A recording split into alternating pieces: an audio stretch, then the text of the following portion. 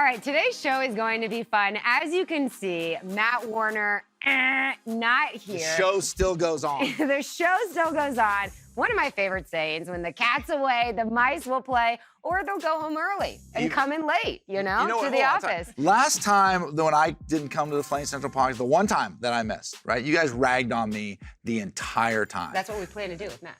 Thank you. Okay, we have also replaced Matt Warner with, some top talent. Men's basketball assistant coach Rob Jones joins the show. So pumped to have you on the Flame Central podcast, which I don't know if you just want to say into the camera now is powered by Alcova Mortgage. This is a big deal.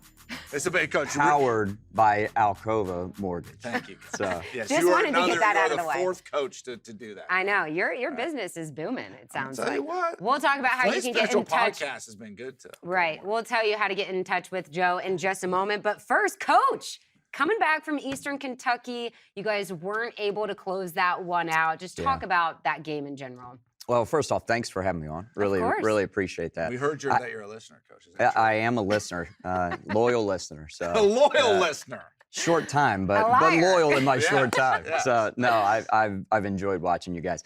And I have to say, I know Matt is away, but I have such a great respect for Matt that I feel bad, like you guys are throwing a party in the house, and I'm not sure if I'm supposed to be here or not. Oh, yeah, don't worry about it. Take your shoes off, come in the house. Yeah. There you go. Matt, grab a sparkling water. Exactly, grab a sparkling water. Shake it up first. There we go. No, but you don't need to worry about Matt. Thanks for having me on. I appreciate it. Traveling back from the game yesterday, dropped a tough one on the road. It was a great experience for us. Throughout the course of the season, you're going to face trials, adversity, all these things. It's about taking those lessons and then figuring out how that's going to make you better in the long run. So obviously, road games to come, road games against good teams, road games even or games period when your health is not exactly where it needs to be. And then you got to try to overcome some things. We didn't shoot the ball well yesterday. So how do we win a game that looks a little bit different from a normal game for us? Yeah, you guys were 4 of 23 from three. And I mean, you guys are one of the best three-point shooting teams in the country. So that really, right there, I mean, you make a couple more of those shots. The final score, Lost by 3. Lost by 3. So, I mean, you make a couple more of those shots, and it's just a completely different ball game. But just talk about this team in general, because when you look at how well you guys were clicking in those first few ASUN games, everybody just thinks you guys are going to go undefeated in conference play, but that's just not how it works with college basketball, especially in conference play. Sure, that's just not the reality that you're going to be able to sustain that over such a long period of time. So again, it's about trying to figure out the ways that you can overcome the minor hiccups along the way. And again, I thought we did some really good things yesterday. We dug ourselves a hole a couple different times. We were able to battle back and really gave ourselves a great chance at the end. You guys did, yeah. And so that again, fight's good, though, to have that fight early in the season. Yeah, and you want to do that, again, on the road. The whistle's a little bit different. The atmosphere is different. The broadcast is different. The broadcast is very different. But we're, proud of the guys in how we approached it and how we were trying to figure things out as the course of the game goes on. Again, you talk about the number of only making 4 threes. Well, even in going back and reviewing the film, a lot of times we're judging it as what is the quality of the shot. Right. And honestly, we had really good looks. Some nights you're not going to make it at the same clip that you do on other nights. And, so that's, again, trying to evaluate it from the standpoint of, did we get really good looks? And we did. Coach, when you get games like that where you feel as if, do you get a general feel like, man, we're cold from outside tonight, right? It's just not fall. It's just not throughout the course of the game. You get a feel like, hey, do you just sort of try to fight through that? And like you said, take the good looks that you're given, or do you try to change your game plan within a game? Say, hey, we're not hitting the 3 right now.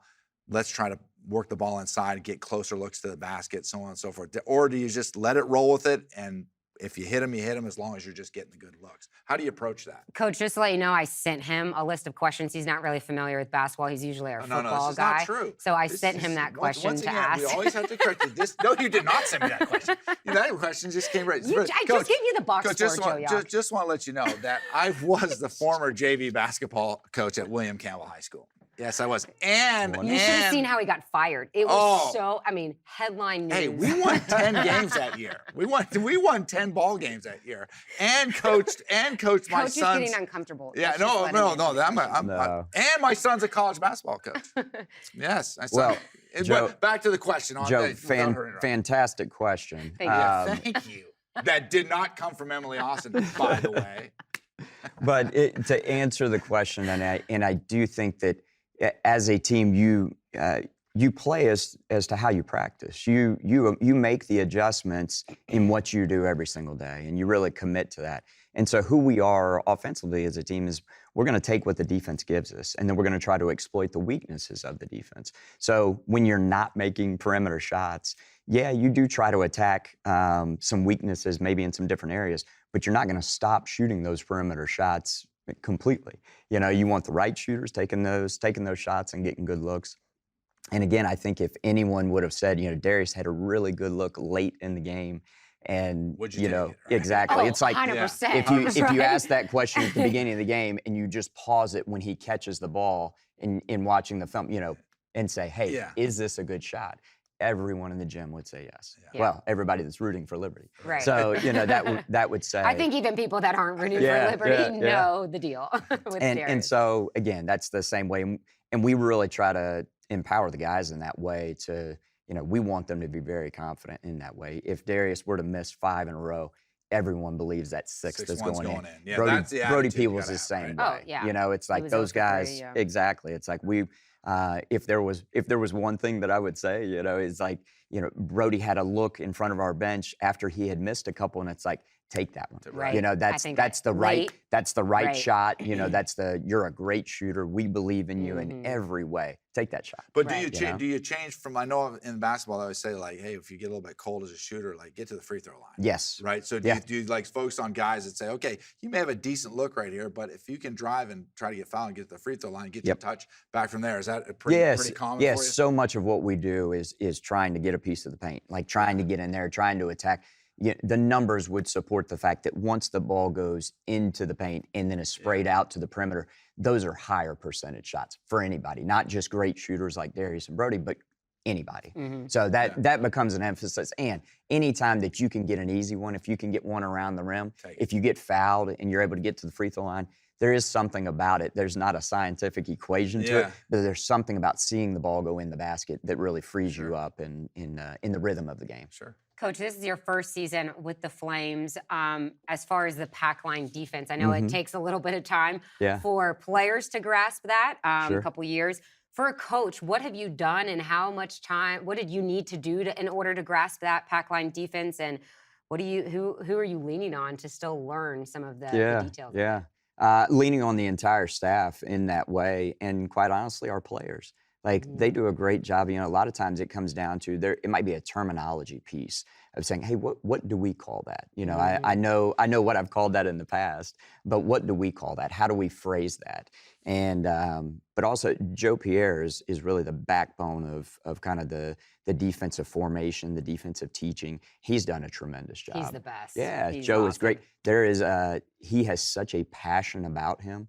And he has a tremendous passion for the defense and has been great in helping me out all along the way. It's awesome to see him because I'm sitting right there on the scorer's table. So he's like really 2 people next to me, and you just see Coach McKay sometimes because Pierre gets fired up about the guys on the defensive end. So he'll be yelling, and Coach McKay will look and just be like, stop, you know, like chill out, relax. But you can tell that fire is inside him. Yeah. What's your area of expertise on the staff?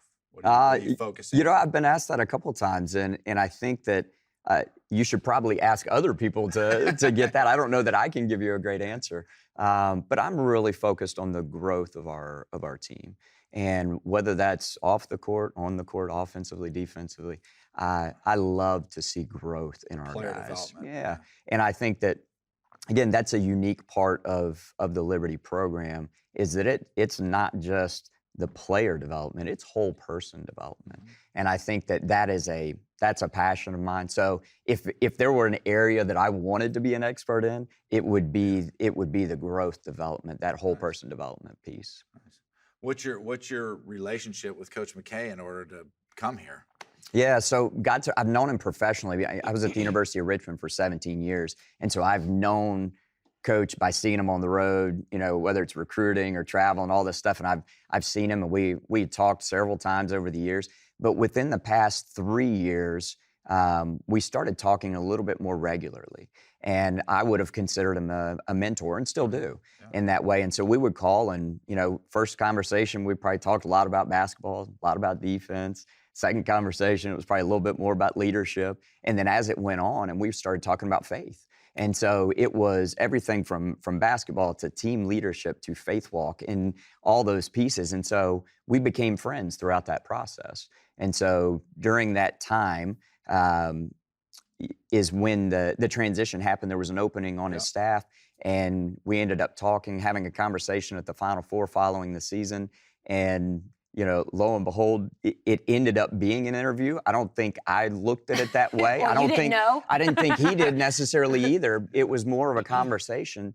And I think both of us expected it to be about a half-hour conversation. And about 2.5 hours later, it was one of those things where it was kind of like, you know what, there's a lot of alignment here. And so and then that became a very prayerful process with myself and my wife in making that decision. So that's kind of 17 wonderful years, and I love the people there. Still have great relationships with them. I always tell people I'm really fortunate in the sense that I've been a part of 2 awesome programs and really great people. And so I feel really fortunate in that regard. Wow, God is good. And it's nice that you only had to move from down the street. A couple hours, going cross country or something. Some of the guys, when I asked, I was doing a sideline hit, and I was just asking some of the guys, like, tell me about Coach Jones. Like, how would you describe him? A lot of them were talking about, like, talkative. I work with a guy once a week on this podcast that just does not stop talking. If that in the pot, calling the kettle black. I know, I really don't stop talking. But how would you describe like your coaching style, and why do you talk so much? That's really funny. I don't know that I don't know that anyone that knows me outside of basketball would ever be like, he's the most talkative person. But not in a bad way. No. I'm saying like in a good way. Like I can add to this. Fantastic communicator. That's why. Well, I take overly communicate things, but like very clearly. I'm not. I was just kind of. No. No one laughed. That was actually a joke. Like back when I was saying it. But yeah, go ahead, Coach. I take it as a tremendous compliment, because the thing that I most desire that when we come into the gym on a daily basis is that we would be excited to be there, and that we would have a tremendous passion that we can share with our players. And there is just an excitement. There are days you're going to have anywhere from 90 to 100 practices throughout the season. Like, the season really doesn't end. Once the game's not in today's game. You go into your spring workouts, you're off a couple weeks. You go into your summer workouts, you're off for a couple weeks. It is. And if we can't have a tremendous amount of joy and passion in doing that, then it's not going to be the same. It's not going to be what it could be. And so a lot of I call it baseball chatter. Hey, batter. Sometimes you're just saying things just to be able to have a little bit of joy, a little bit of passion, a little bit of something that will lead to engagement. And I think that even when our guys are going through like pre-practice stretching, sometimes that can become very monotonous. And so part of maybe it's silly, but like part of my enjoyment there is just going down the line and just talking to guys and keeping them engaged. And it's just like echoing the call and just talking. I think that, again, the more that when you're on the court, offensively, defensively, the more that you talk, your voice, like your body will follow your voice. And so if you can lead and say the right things, a lot of times your body's going to follow that. And so that's probably the heart of that communication piece. How hard is it? And you get into a season, basketball season's a grind. Yeah. I mean, from when camp starts to all the way through the season, everything, it's a grind. How hard is it, and what do you do to try to overcome the ebb and flows of a season where it's like, man, we had a bad shooting night, or we played poor defense this night? It's like, you have an expectation as a coach. Like, you always want to see the guys play well. But there's going to be games or a stretch where it doesn't go so well. So what do you do to try to straighten the ship back out and get the train back on the track? Yeah, love the mundane, love the Yeah. consistency, love it. Like if you don't, it'll eat you up.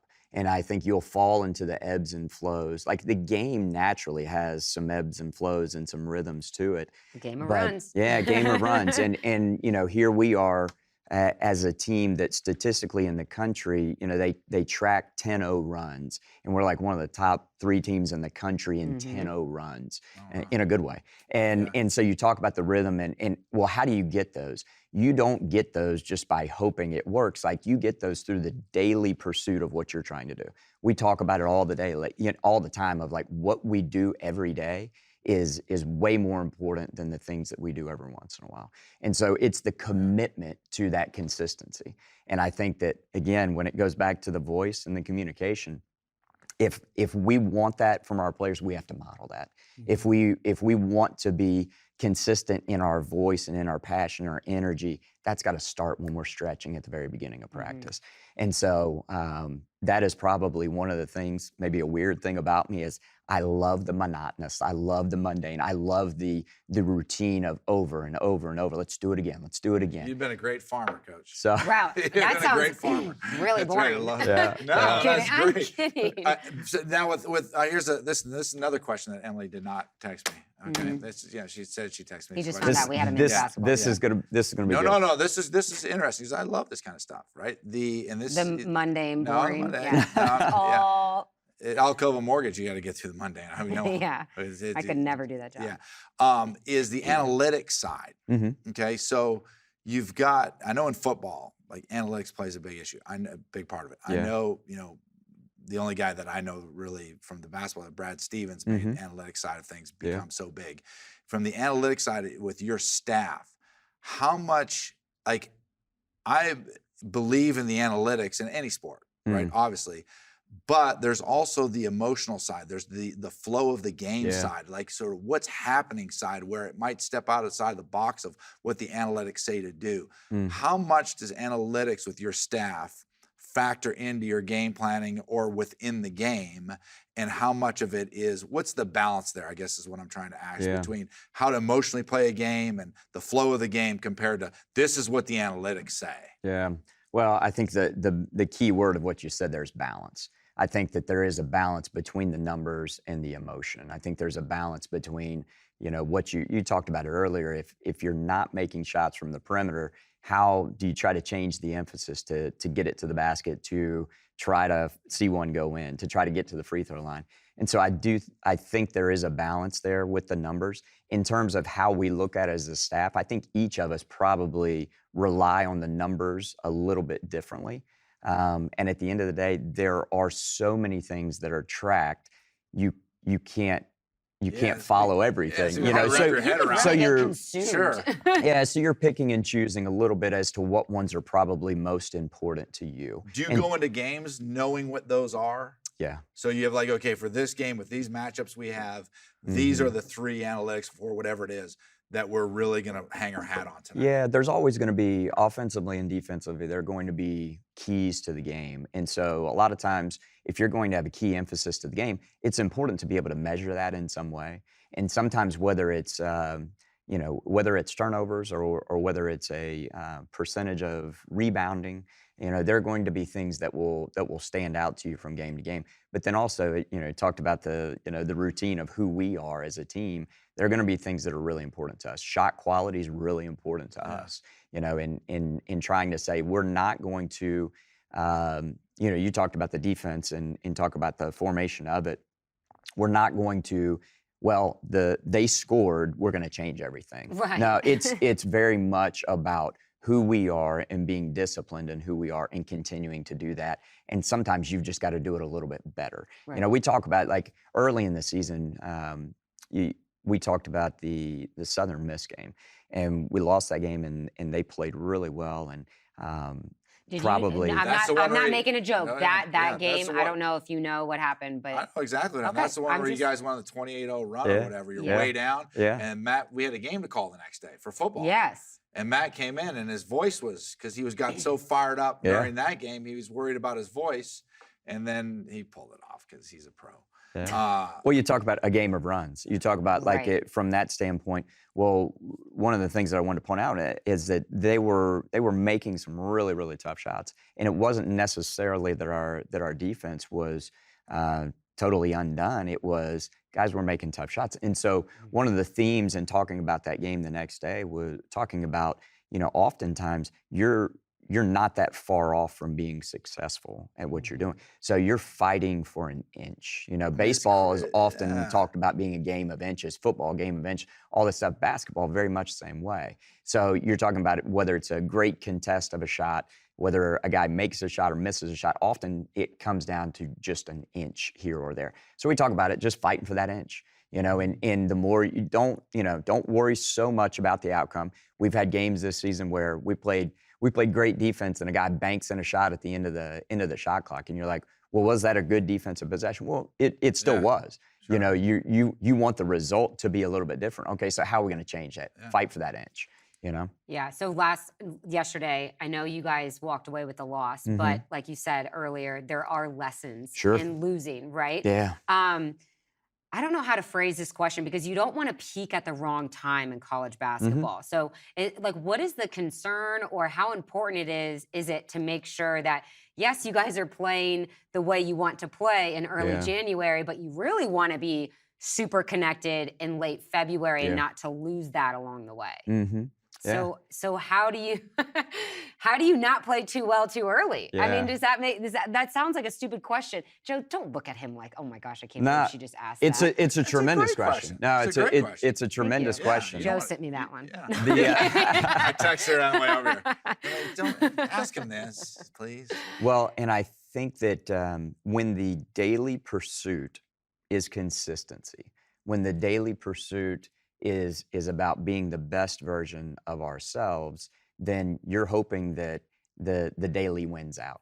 And so it's not about, well, we're not trying to peak at a certain time. We're trying to be the best version, and we want to keep moving forward. Right. And so you talked about like every failure or adversity, every setback, that is an opportunity to learn and an opportunity to grow. And so that gives us, and especially if you frame it right in terms of your mental ability to be able to handle that, like your mindset of being able to handle, like there's oftentimes a loss can devastate you. Well, if you're not going to learn from that until you get over the devastation. Right. It's like emotion gets in the way of growth. Emotion gets in the way of learning. So again, our guys are in a really good mental space. I was really proud of how our guys were in the locker room following the game. Like there were guys that were eager to learn from that experience, and they were, whether it was ownership or all these different things. And I thought that's a really good sign, because I think that in times where things are tough and it doesn't go your way, it's easy to become emotional, and all of a sudden you see these small fractures within a team. That's not what we saw yesterday. Good. We didn't play as well as we wanted to, but I saw a group that was as committed as ever to each other and to the process of getting better. So with all that being said, all the Flames Central Podcast fans that are going to be watching and listening to this now, what do you feel the ceiling for this basketball team is? When you look at this team, is this a team that can make one heck of a run? Is it? You tell us. If you're a fan right now, what do we have to look forward to with this team? Yeah, I'm going to give you a terrible answer. Yeah, you're going to give me that. You're going to give me that canned answer. No. We're in the daily grind. McKay has rubbed off on him in less than a year. I want to hear you say, Coach, this team right here is a Final Four team, and we're going to make it happen this year. McKay, it's a Sweet 16 team. McKay would take him off his staff. So I'll back up. So one of the years that Butler went to the national championship. We're going to the Natty, baby. Butler was. Didn't even phase him. Did you see that? 11. I said we're going to the Natty. He just kept on rolling. I know. He just kept on rolling. Matt texted him and told him just anything they say. When Joe tries to interrupt you, just keep talking right through it. Just talk right through. Sorry, Coach. Go ahead. No problem. But our audio guy hates when we talk over each other. One of the years that Butler went to the national championship, 10, 12 games into the season, they were just a couple games above 500. They had just lost a couple games on the road that were, games they should have won. Right. And I don't think anyone would have said at that point in time, well, that's a team that's going to play for a national championship. Yeah. And so the honest answer to the question is, I can't tell you. I really like our locker room. I really like our guys. I think our talent, our potential is really good. Yeah, that's what I mean more than anything. It's like the pieces of the puzzle. Yeah, do you pieces feel of the like puzzle are from very size to good. guard Yeah. that you've got like this group right here has got the good pieces together, the depth of the bench, so on. So you feel as if you've got that. There's good depth. I like our depth. I like our connectedness as a team is really important to how we play, and I like our balance of offense and defensive attack. I think that you need health to be on your side. Yeah.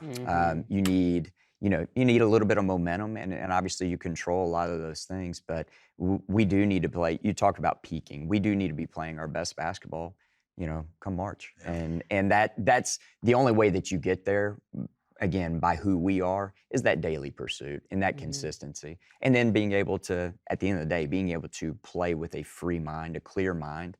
And our guys are, again, they're doing an excellent job of that. There's so much that I can say about each one of these guys, but I will tell you, just seeing some of the dunks and like reactions from Zach Cleveland, it's just, I mean, you got to get to a game, Joe. He's like tongue out, like firing up the bench. It is just. Go ahead, finish. I'm sorry. So, like, he's so fun to watch. Yeah. I mean, you can say that about like all these guys because you have Warfield like diving after loose balls. You have Darius like taking half-court shots, just stepping up and tremendous. Throwing it down. It's just, it is a really cool team. I don't know if you want to talk about like some NFL stuff, but we will let you go. I have one more semi-serious question. Wait, hold on, before, because you're on Zach Cleveland. Go ahead. You're on Zach Cleveland. Right? I didn't know if you knew who he was. He's a freshman. So there you go again. Just stop. Stop, mother. Stop.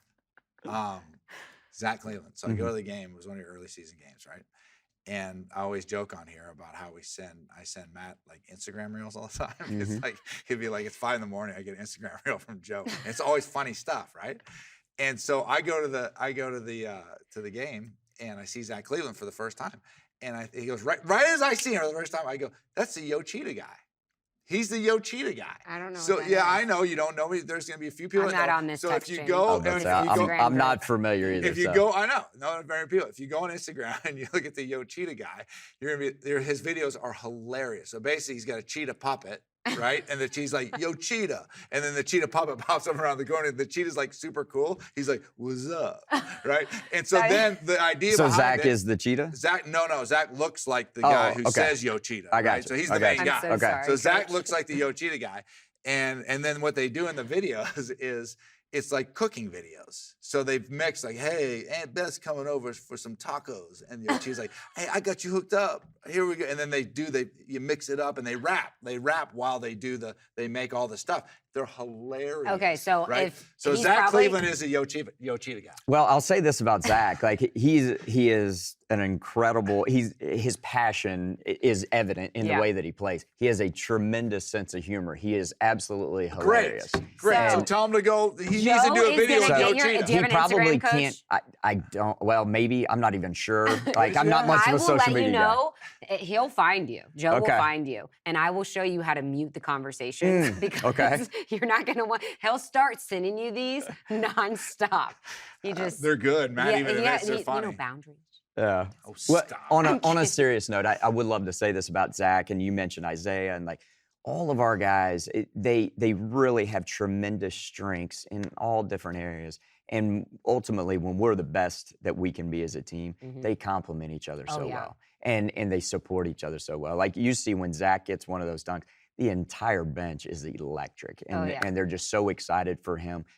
Those guys in particular, Zach and Isaiah, bring a passion. Joseph in the same boat. They bring it. Vin Zan's like crashing offensive boards harder than any guard I've ever seen. Yeah. Who's the unsung hero for the Flames? The guy doesn't get a lot of the credit, but does a lot of the Kyle dirty Rowe, work. Well, I would say, I could probably tell you, But there's 15 really guys. But Kyle Rhodes incredible. Like his leadership is really special, and I think that oftentimes because he is so consistent in who he is, his everyday leadership, his everyday voice, that sometimes you can almost take it for granted. And he's special. Like in his ability to communicate to his teammates, whether it's in game, whether it's in practice. So he probably has a greater value to our team than what the numbers would say. Yeah. So you talk about analytics and you say, Yeah. well, Darius is obviously really valuable because of this, this, and this. And all those things are true. Some of the things that Kyle Rowe does are not, you can't measure them. They're not a statistical thing, but they are unbelievably important to our Every team. successful team, I feel like, needs a Kyle Rowe. No question. You know? Yep. Okay, last semi-serious one for me. On my walk with Stanley. Stanley's my dog, not my fiance. Stanley's a big boy, right? Yeah. Yeah, he's on a diet. He literally just hangs his head now because he's so depressed that he's not eating as much. But on my walk with him this morning, I do like a mindfulness thing, and it was about failure and like how important failure is, and we talked a little bit about that already. I'm curious though, because in my personal life or my life, you know, in my journey, I feel like the lessons I learned from my failures completely, without question, outweigh the like lessons I learned from doing something successful. So my question to you is, has there been a moment in your life, whether it's basketball related or not, that there was a failure that and what was the lesson that you took away from that you like maybe bring into your coaching? Boy, you really know how to bring a guy up, don't you? Like, No, that's good because I think it's really important. People focus so much on success, and you know, you never know what anybody's going through. I mean, Joe, he wants to be grouchier this year, so I'm just trying to a little bit more cranky. I did say that's my New Year's resolution. Yeah, Too nice of a guy, a little more cranky. Go ahead, Coach. The ability to handle failure, if you handle it correctly, it'll take you to a place you never could have gone without it. And I think that that's so true in life, so true in sport. And I think there's again, I talk, you know, the whole person coaching, like we can incorporate all the lessons that we're learning in basketball, they're going to apply in life as well, and vice versa. And so I think there's been many failures throughout my career. I meant like a loss. No. But also there have been, we had a lot of success at Richmond. And I think that one of the things that propelled us to get to the success that we had were the hard times. Like we had 2 different stints. Again, that over a 17-year period, you're going to go through some highs and lows. And we had 2 different stints where we were playing a very young roster. And youth in college basketball, it's hard to win, especially hard to win on the road, hard to win in conference. And so we had a back-to-back 20-loss season. And so we lost 20 games back-to-back seasons. Ouch. And so tough, we were able, some of that was injury related, and so there were some factors, but nonetheless, we were young. All those guys stayed together and kept growing and kept getting better. And by the time that those guys were juniors and seniors, we're talking top 25, Sweet 16, NCAA tournament. So, you know, you talk about as certainly from a worldly perspective, if you a 20-loss season, everyone said, well, that's failure. That's ultimate failure. Well, we were able to take that and take those lessons and to grow in a way that we wouldn't have been able to grow without those experiences. Yeah, and so awesome. That's probably the closest thing I can give you on that. See, I got a cool story time. Oh, gosh. Can we do story time? Yeah, but we got to let Coach go, so be quick. Well, it's a little bit long. But it's good, Coach. Joe, I enjoy your stories. Thank you. See, but no, you're gonna like this one. You're gonna like Coach. You're gonna like. So you're gonna you can use this one. If you want me to come talk team, I'll be glad to do it too. But this is good, and I use this when I coached. Okay, so I played football at University of North Carolina. A lot of my guys I played with went to go on and play with this. My college roommate played for San Diego Chargers. We were good friends with Bobby Beathard, who's in the Hall of Fame as a GM. He was a GM with the Redskins and won the Super Bowl. He hired my brother to be a scout with the San Diego Chargers. So my brother's working in San Diego. I was playing the CFL all the time. Because it's so cold in Canada, I would go straight to San Diego after the season was over and hang out with all my buddies. And my brother was out there. So we're walking down the hallway, getting ready to go, and this is going to all tie into what we've been talking. Big part of talking. I'm hoping so. It's going to be good. It's really good. And so we're walking down the hallway. Jim said, "Let's go see Bobby." So we're running down the hallway, and I'm like, this is cool. Like, I'm getting ready to go into Bobby Beathard's office. And I grew up a Washington Redskins fan. Joe Gibbs was actually our next door neighbor. And so I was friends with his son, JD, and Coy and that whole crew. And so we're walking on, I'm like, this is gonna be cool. He's gonna have all the Redskins stuff in there, Super Bowl rings, all the stuff. He's like, this is gonna be a great office, GM of the San Diego Chargers. So we walk in the office and look around, and all that's in the office is a desk, a chair, and there's nothing on the walls. Nothing, right? And I'm like, and there's paper scattered everywhere, right? And Bobby's behind the desk. Well, he had one thing. In a picture frame behind his desk, he had this one thing. And I'm like, wow, what is that? So I walked over and I looked at it. And all it said, and here's a guy who's a multiple Super Bowl winner, best GM in the NFL, and all it said was, and I use this for my business, I use this for coaching, it just said, persistence. The most essential factor is persistence, the determination to never allow your energy or enthusiasm to be dampened by the discouragement that will inevitably come. And that's your TED Talk, folks. And that's your TED Talk. That's your TED Talk. That's tremendous. If you want to use that tomorrow or tonight. Because no matter what, everything, no matter what happens, good or bad, the discouragement is going to come. It's not that it will inevitably come. Don't allow your energy or your enthusiasm to be changed by that. Be persistent, and the persistent people become champions. Love it. Champions, and we're all champions for Christ here at Liberty University. Who's your NFL team? Are you rooting for anyone? If I your team actually isn't don't. in it? I don't have no. I'm a fan. fan. I enjoy the games, but I don't have a specific team now. What about basketball? NBA or college guy? Yeah, only. It's been college. Yeah, you mentioned North Carolina. I grew up in a family that North Carolina was. Baby. So Dean Smith and certainly Roy Williams and all that like that. That's it's high up in the family. What letter comes after K? What letter comes after K, Emily? I don't know. I'd have to say the alphabet. Okay. Well, I really don't. I know where this is going. He knows exactly where he's going. I can't play He's into not this. going to play into it. Not going to play into it. Coach K. What letter comes after K? L. L. Took an L from the Tar Heels. Back to back. Oh my gosh. Okay. Love it. Maybe the Flames will be your next topic of conversation. Oh, one more thing, Coach. We got to to bring in the next year, whoever does the scheduling, let's get the Huntington Foresters from Huntington, Indiana, to come to Lynchburg, Virginia, to play the Liberty Flames. Play Liberty. You haven't heard about the scheduling issues? I don't care. Let's get. We got a special Foresters. connection now. We got a special connection. My son is the assistant coach at Huntington University. Corey Alford, head coach. They're ready to load up the bus and make the long trip from Indiana. And let's get him. Maybe he can listen to this for your TED Talk and. Yeah. You know how they say that's above my pay grade? Like, I'll pass it up the line. I'm just trying to get one step closer. Coach, are you a pickleball guy? So, no, but I've heard the fascinating stories, Coach, you look like of the you could play. pickleball. So, did you play tennis growing up at all? So no, not at all. So any racket sports? Any racquetball, no racket sports. Oh my gosh. It was baseball, basketball, football. I got a pickleball set. You're an athlete. We'll get you out there. You're an athlete. We'll get you out there. Because I'm a woman. I've heard about this. You gotta let anyone get in there. She is so sensitive about the woman topic. Well, here's the thing. She's so sensitive about it. I'm probably more athletic, and I'm not trying to toot my own horn, but I'm probably more athletic than 90% of women out there. So I'm just saying. D1 athlete here. All right. That's all. Coach, thanks so much for joining us. I'm sorry Matt wasn't here to rein us in. Matt would have reined back in a little bit. I told him he was going to be here for 15 minutes, and here we are. No problem. Thank you so much. I appreciate it. Thanks for coming. Really excited for you guys. You guys are going to tear up the ASUN. I know you're not allowed to say that, but I have a good feeling and excited. Thursday night. The students, I think, are back Wednesday or not till next Monday. But I need this play. I need Liberty Arena packed out for the game on Thursday night. Tip-off is at 7 o'clock. Coach, thanks again. Who are they playing Thursday? Who are you playing Thursday?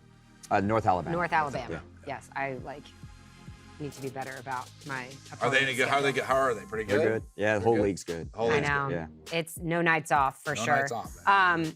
Be sure to check back in with us next week. We'll talk some more men's hoops. By the way, if you're looking to buy a home, Joe Yock is your guy. The Flame Central podcast is powered by Alcova Mortgage. So go to the Google machine and type in. Go to the Google machine, Joe, Jauch, pronounce Yock, not the way another coach pronounced it, but that's okay. And he can help you out. We love you, Coach Freeze. Don't you ever forget it. Okay. Again, thank you so much for listening or watching. We'll see you back here next week.